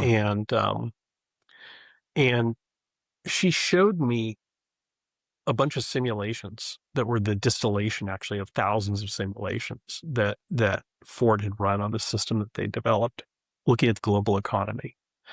And they validated it by looking at the data from the last, however many centuries. And then what they'd come up with was a system piece of software that could visualize the center of gravity of the global economy. Mm. And so you can imagine that, if you go back to before Columbus, or the Europeans, discovered, quote unquote, the New World, center of gravity is pretty firmly fixed actually over the Middle East. And then with the discovery of the Americas and all the gold and emeralds and silver pouring into Europe from that, very quickly you start to see over the course of the next, couple hundred years, the center of gravity move relentlessly west till it kind of settles in London. And it stays there until after World War One, and it starts marching, aggressively across the Atlantic towards New York, and then it stays there until like the 1970s, and then it starts to shift across the U.S. towards California. And I don't remember exactly where it was when I looked at it, but it was, not quite to California yet, but pretty close to California. And this is like a distillation of, hundreds of different data points, but basically saying where's the geographical center of gravity of the global economy. And then they showed me all of the hundreds and hundreds of different models they'd run about the future. And they told me that they'd run thousands of them actually. And in every single one of them, the center of gravity just marches aggressively. I guess it was probably already off the Pacific coast when I looked at it, but marches across the Pacific to Asia. And they said that there's no scenario that they'd run where it stays in the U.S. All right. And that really struck me. And I, socially, philosophically, politically, I've always been an internationalist anyways. I believe that the world is too small not to be anymore.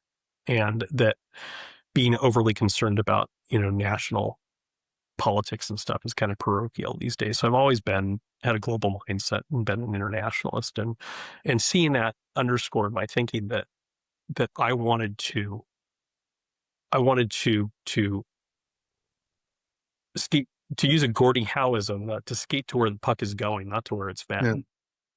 And so I had already, made the decision that I wanted to really consciously try to grow my business, not just in the United States, but internationally. And I'd been successful in doing that, to the point that it was getting to be challenging servicing my global clients from California, because it's a long way from everything, both in terms of time zones and time on jets.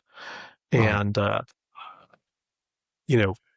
by the time we got to a couple of years ago, more than half my business was outside the U.S. and in Europe and Asia. And at the same time, the U.S. was starting to turn inwards much more and away from the rest of the world. And as I said, I've always viewed myself as much more of an internationalist. And so for all those combination of reasons, I decided to get a second home somewhere else. And Oman is kind of in the geographic center of my client base. Most of my clients now are in a band between London and Singapore. And my biggest client right now is in India. I've been training the senior leadership in the Indian Army for the last year and a half. So I spend a lot of time in India. Also, it's a beautiful country. I like it here. People are amazing. And I actually really believe in what the country stands for on a global stage, as playing this mediation role at a time when so many different countries are pulling the world in different directions. To live in a place where people are trying to keep Humpty Dumpty from falling off the wall rather than pushing them is something I really like. And this is a country also that has a very thoughtful vision about challenging itself for the future, challenging its assumptions, and looking at how it has to evolve for the future. So, for instance, the country just made a huge decision to create a huge investment in data centers and creating an AI Right. zone here in Muscat and stuff like that. It's really dynamic. It's a very multinational city. People here from all over the world. And I still have my place in California. I'm going to be heading back there in a few weeks because it's getting, as you say, very hot here right now. Yeah. But it was really important to me to have one foot somewhere else as well. Yeah. You said we when you were referring to the Omani government. So you feel like a citizen. You feel like if not a legal People, citizen, a citizen of the country. people have made me feel so welcome here. I've been privileged to do a little bit of work with the government and the military here, and um, yeah, I guess that one starts to feel that way about where one spends most of one's time. I also use we when I refer to the U.S. too. Yeah. Um, but yeah, I do feel I would love to, I would love to be more of a part of this. This is not a country that you can come and become a citizen in. Yeah, Yeah. citizens in this country enjoy a huge amount of Yeah. perks and benefits, so it's not something that they just let you do. But I've been able to get residency here, which I'm thankful for, and I would love to contribute in whatever way I can to what they're trying to do because I really believe in it writ broadly because it's really ambitious. They're looking at a world past oil, past petrodollars and where they can add value. And there, in Oman's answer to that question is very different than what the other oil producing countries are doing. So Oman is trying to look at what is its strengths and how does it leverage those strengths in a different way. And so one of their big bets is on green hydrogen. So Yeah. they're becoming the world's leader in producing green hydrogen, which is really essential because one of the things the Europeans have learned is that you can't run things like the Ruhr Valley steel center off Mhm. of solar or wind power. Yeah. The energy needs for heavy industry like smelters and things like Mm. that are too great. The only thing that can provide them is green hydrogen. If you want to be completely, the only green thing that can provide them is green hydrogen. Yeah. So Oman has huge coastline. It's basically shaped like California turned on its side. Huge Mhm. coastline. So it's got plenty of water, which is one of the things you need for hydrogen. It's got one of the highest uh, solar capacities per hectare of any country in the world because we're just above the tropic of right on the Tropic of Cancer. So it can generate tremendous amount of solar power to which you need electricity to make Yeah. hydrogen. If you want to make green hydrogen, that has to be not from a fossil fuel source, has expertise in refinery and refining and fuel storage and shipping and pipelines and all that stuff. So this is basically taking all of the skills, all the assets, all the expertise that they've developed over the last 40 years as an oil producing country and evolving that in a different direction that gets them out of the fossil fuel business and into the green energy business before they run out of fossil fuel. And that's, to me, that embodies the sort of red team thinking that I talk about, of not taking your success for granted. I mean, very easy for a country like Oman, which right now is, you know, making money hand over fist because of the price of oil and the fact that our oil depots are on the other side of the Strait of Hormuz and therefore not Mhm. blocked. Right. Um, it'd be very easy for them to just get complacent and say, yeah, this is good, but they're saying, no, we need to use this isn't going to last. We need to figure out what comes next and how do we pivot. And that's exactly what I spend my time teaching companies how to do, teaching governments how to do. So it's nice to live in a place that's actually trying to do that as well. So presuming things normalize, whatever that means, in the Middle East in the next period, what do you see the future of the Middle East looking like? What's it look like in 10 years, 15 years? Boy, Ron, it's so hard to say given what's going on right now because how the situation ends up in the current conflict is gonna be the defining factor in that. I mean, there's different paths forward right now. Um, the optimist in me would say that the Gulf has a real opportunity now to realize that it needs to be responsible for its own security and its own future, and not rely on other countries like the United States to defend it. It needs to stand on its own feet and be responsible for that. And instead of just buying endless G-Wagons, needs to Yeah. invest in its own defense technologies and its own defense infrastructure and things like that. And as part of that, hopefully would come greater economic integration. But at the same time, you just had the Emiratis pull out of NATO. I mean, pull out of OPEC, sorry. Yeah. And Yeah. that pun was that slip was Freudian, because Yeah. the question everyone's asking here now is, how soon before they pull out of the GCC, if that's the case. And so you could have a situation where everything kind of fragments, and that would not be good for anybody. Anybody in the world, not just this region, because it's in the interest of the entire world. I think we all can see this crystal clear right now. That a safe and stable Gulf region is kind of essential to the world's prosperity and continued growth. Yeah. And it's hard to know what's going to happen. I mean, it's really hard to know where things are going to end up at this point. I hope for the best, but I prepare for the worst. That's what I advise my clients to do too. Yeah. I think, as much as decarbonization,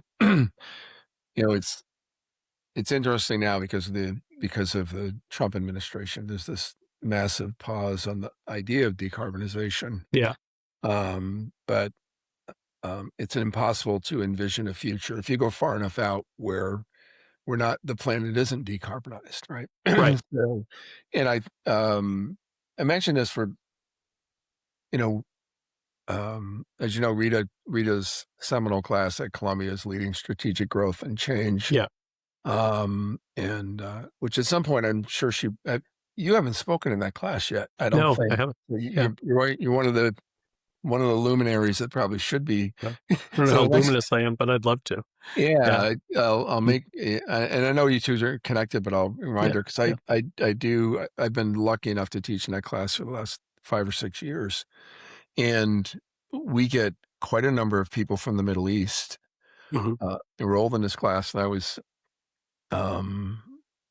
last fall, I was on one of the classes, and one of the breaks, this guy comes up to me and he goes, really enjoyed your presentation, and he's talking to me about this leadership problem he had, and was trying to kind of organize these CEOs that reported up to him. And you know me, I'm kind of oblivious going through life a lot of times. And so after I had this half-hour conversation with him, I kind of look him up, and I realize he's running $1 trillion sovereign wealth fund in Saudi Arabia. And, their whole goal is to figure out what happens after, right? Yeah. And so they're investing a tremendous amount in, not just in financial markets around the world and new businesses. And you mentioned artificial intelligence, and we're going to get to that next, I hope. But they do have a vision. The Saudis being, you can correct me if I'm wrong, probably the most influential in the region. They have a vision for where they should be going. I think they're trying to do a lot of things, both economically and socially, to kind of move towards that vision. Yeah. And you wonder if it can ever get stable so that those things can happen, right? So that, well, that's the thing that's so frustrating is, I know that's something that a lot of my friends here in Oman feel very strongly, is that, there's so much good things happening that are now potentially derailed by what's going on, in the conflict between the U.S. and Israel and Iran, that it's something that's new for me, because I haven't, living in the U.S. my whole life up until now. If there's problems in the U.S. that the U.S. is dealing with, it's usually because the U.S. has a hand, for better or worse, in them. I mean, the U.S. is a country that kind of sets the agenda for what's Yeah. going on rather than follows the agenda. And it's really made me see things through a different light, to live in a part of the world where people can have the best of intentions and have the resources and the ideas and the talent and everything they need to do the most amazing things, and not be able to do them because external events are, happening that derail their plans. Yeah. And, that's what we see happening across the Gulf right now. And it's really unfortunate because, as you know, because you have so many people in your classes at Columbia from this part of the world, it's an amazingly dynamic part of the world right now. That's just hungry for knowledge, hungry for new ideas, hungry for looking at new ways of doing things. And I see so much potential here. It's an exciting place to be. And I think that the challenge, though, is the geopolitical situation. Yeah. And, there are things you can do to mitigate that. You see like these plans to build pipelines, from different countries so that they bypass the Strait of Hormuz and stuff. But mitigating is not the same thing as not having to deal with it. Yeah. And what an amazing, you know, uh, place this would be if it didn't have to deal with all this stuff, because there's so much talent here, there's so much wealth here, and there's so much ability to deploy capital and to act in ways that are decisive and sweeping that I've just never seen anywhere else. It's No. like I'm looking out my window here, right? I live right across from the international airport here in Muscat, and they decided to widen the road that runs in front between my neighborhood and the airport. I've never seen a road project happen like this my entire life in the U.S. Yeah. It's like the Sultan decided to expand the road 6 months ago, and it's already like a third of the way finished. It's like Yeah. this, like 10-mile stretch of, meanwhile, back in California, there's a stretch of Highway 101 between San Francisco and my house that has been under construction off and on since I was 5 years old, I think. And Yeah. in its current phase has been uninterruptedly under construction for the last like 15 years and is still scheduled to take another 5 years to finish. And Yeah. it's about the same length. Actually, it's shorter than the distance of the road I'm looking out my window here. Yeah. It's back to your early reporting on corruption, no doubt. Oh, yeah. Yeah. And, we won't even talk about high-speed rail in California, right? Oh, gosh. Yeah. Yeah. But, it's remarkable because you said, you know, in Oman, they've kind of made this move towards data centers. And Yeah. front page of the Wall Street Journal, I think today, has yet another story about how organizations and communities are stopping the growth, or trying Right. to stop the growth of data centers in the U.S. Um, in some cases for good reasons, in some cases not. Yeah. Um, I would agree with both of you know, those statements. yeah, one of the things that you and I have talked about in the past is Mm. and it's kind of a major theme for all of my clients, is what's happening in the technology revolution and Yeah. how do I deal with it? It was the reason for my paper last week, or my note last week on the makers and the builders. Um, what are your clients saying, and how are you dealing with it? And how are you thinking about kind of the future of technology and how it's going to affect what you do and what your clients do? Well, I think and you and I have talked about this. I think we live in such this is what one of the things you were getting at with your excellent piece on the age of the makers. We live in an amazing time, Yeah. where really the only thing that anyone is bound by is their own imagination, their own willingness to work hard, because there's so many. AI has created access to world-changing technology on Yeah. everybody's desktop, Yeah. in so many different areas. Anything. Yeah. Yeah. And at the same time, we live in probably the most terrifying time in the last, I don't know, maybe even 1,000 years. I don't know how far you'd go back, because the disruption that is going to be caused by this, as we're already seeing.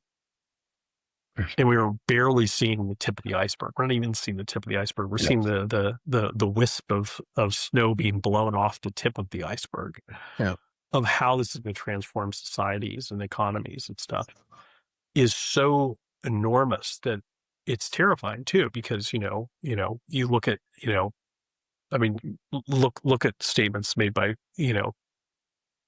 people like, Dario from Anthropic, publicly saying, that more than half the jobs in the US are going to be gone in a few years, privately saying it a lot more than that, and this is not hyperbole. This is real, and it's already started to happen. And so you see this backlash you talk about.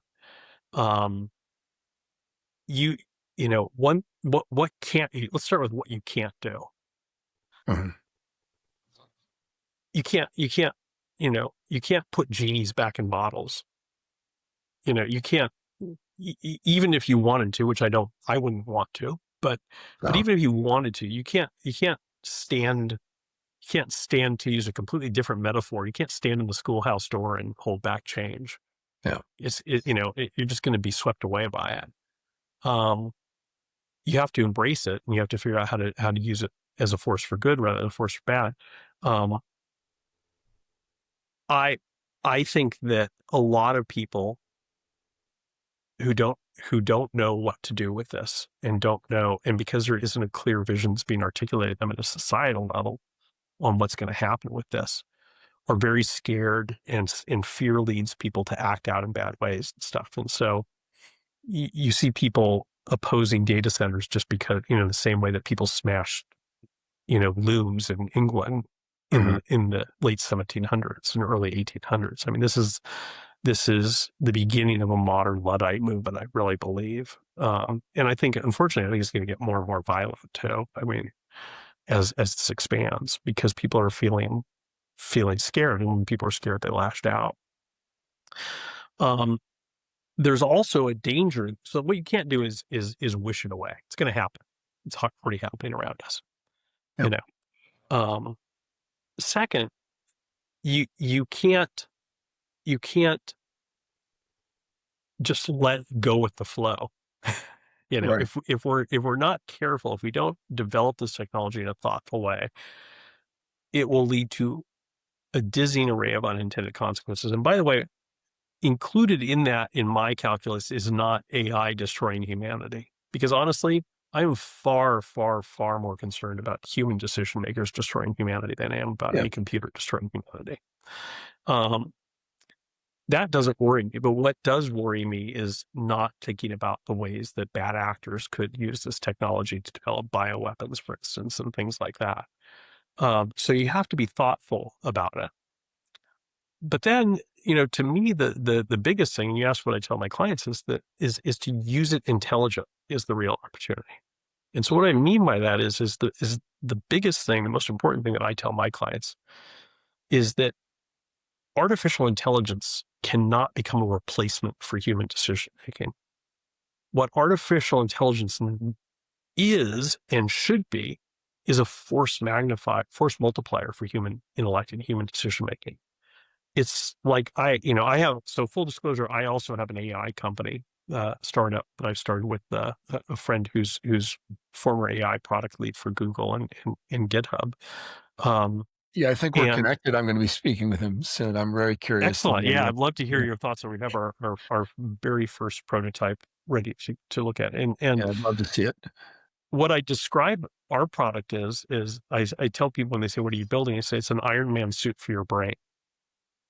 And the metaphor is very intentional, even though I've actually never seen the movie Iron Man. I've seen enough clips of it to piece I this don't together. think I've seen it either. Ironically. Yeah, but I get the gist of it, and the gist of it, and the reason I say that is the value of the suit is not the suit; it's the guy in the suit, and what he can do, That's a great augmented analogy. by this technology that he couldn't do if he wasn't. And so that's how I view AI in general, is as an Iron Man suit for our brains, that it allows us, and you and I have talked about this, you're a great, you've taught me so much about artificial intelligence, and you're a real early adopter of a lot of things.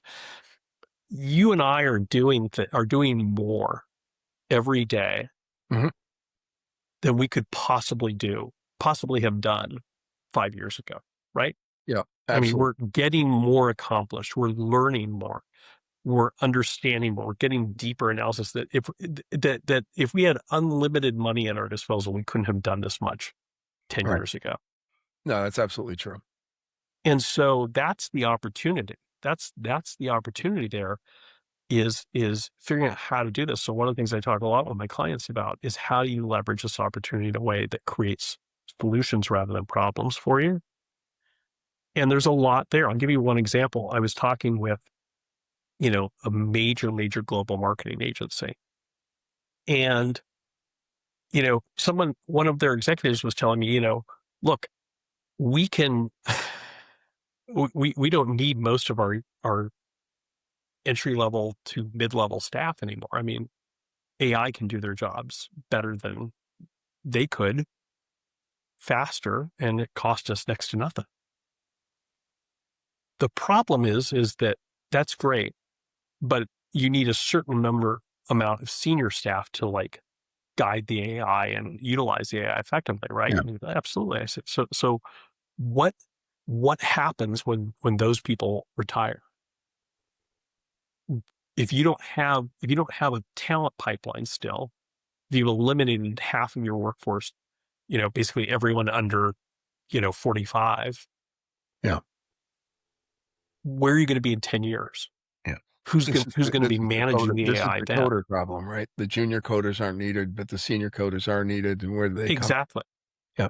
So these are solvable problems.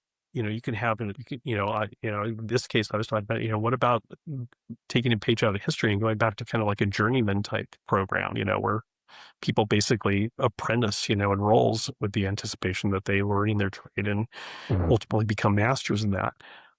There's different ways of solving this, but just ignoring it is just going to create a lot more problems down the road than having a thoughtful approach to this. Yeah.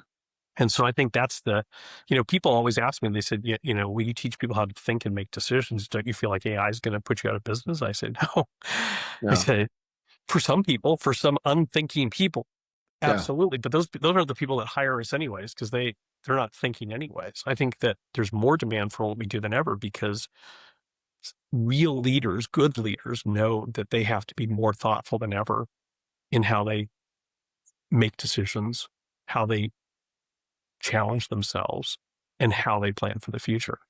And AI can help them with that, but it can't do that for them. The other thing is, as you know, the biggest problem with AI is that AIs cannot develop really novel thinking. No. They're limited by the data set of human intelligence. And so we can do a lot more with AI. Like the great example that was given to me not too long ago was CRISPR, the gene Yeah. editing technology. Yeah. So the two underlying pieces of innovation, theoretical and technological, that led to CRISPR existed in the wild for like 10 years apparently, in Huh. the embodied by two different scientists working at different places around the world.